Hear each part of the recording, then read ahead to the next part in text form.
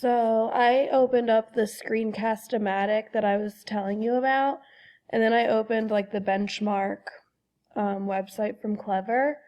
So this is the one of the units that second grade uses, and basically it just records whatever you do on the page and your voice. So if I turn to just one of the stories and I click play, it will record the person reading it if I want, or it could record myself if I wanted to read it.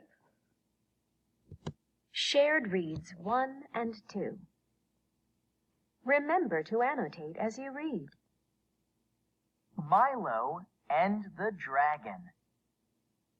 Once there was a boy named Milo who had great strength. So you can do that.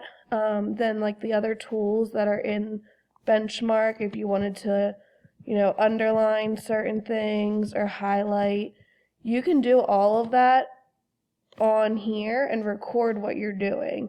I know I do a lot of this on the smartboard in front of the students, so that might be helpful for you to record yourself